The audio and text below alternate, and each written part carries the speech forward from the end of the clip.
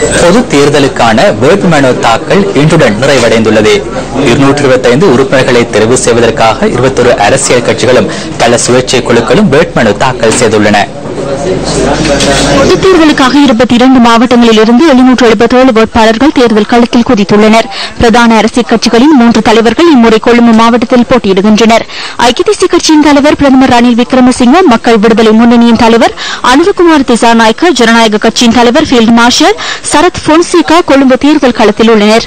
மஹிந்த ராஜபக்ச போட்டியிடுகின்றமையினால் முன்னாள் ஜனாதிபதி ஒருவர் பாராளுமன்ற தேர்தலில் களமிறங்கும் முதலாவது சந்தர்ப்பம் இதுவென்பது குறிப்பிடத்தக்கது. இன்று காலை 8:30 மணி முதல் பகல் 12 மணி வரை நாடளாவிய ரீதியில் வேட்புமனு தாக்கல் செய்யப்பட்டதுடன் எதிர்ப்புகளுக்காக ஒரு மணித்தியாலம் வழங்கப்பட்டது. கொழும்பு மாவட்டத்திற்கு ஐக்கிய தேசிய முன்னணி தாக்கல் செய்த வேட்புமனு பட்டியலில் கடமை தடவை போட்டியிட்டு வெற்றி பெற்ற கலாநிதி அர்ஷடி சில்வா மற்றும் ஈரான் விக்ரமரத்னா ஆகியோர் இம்முறையும் போட்டியிடுகின்றனர்.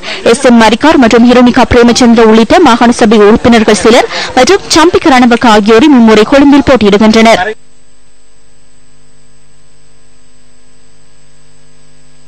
கொழும்பு மாவட்டத்தில் ஐக்கிய மக்கள் சுதந்திர கூட்டமைப்பு பட்டியலில் இம்முறை காந்தி கொடிக்காரம் மற்றும் தனசிறி அமரதுங்க ஆகியோர் உள்ளடங்குகின்றனர். ஜீவன் குமாரதுங்கவிற்கு பதிலாக அவரது புதல்வி மல்ஷா குமாரதுங்கவும் போட்டியிடுகின்றார். AHM ஃபவுசி தேசிய பட்டியலில் உள்வாங்கப்பட்டதுடன் ஜயந்த கெட்டகொட சுதந்திர கூட்டமைப்பில் போட்டியிடுகின்றார்.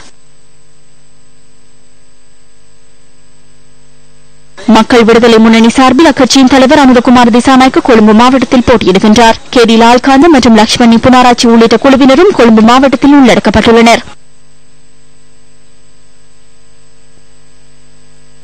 மேல்மாகாண சபை உறுப்பினர் சுசில் கிண்டர் பிட்டியா இம்முறை பொதுத் தேர்தலில் நல்லாட்சிக்கான தேசிய ஒன்றியத்தில் தமிழர் விடுதலை கூட்டணியில் போட்டியிடுகின்றார். அக்கட்சியின் தலைவர் ஆனந்த சங்கரியுடன் அவர் இன்று வேட்புமனு தாக்கல் செய்தார்.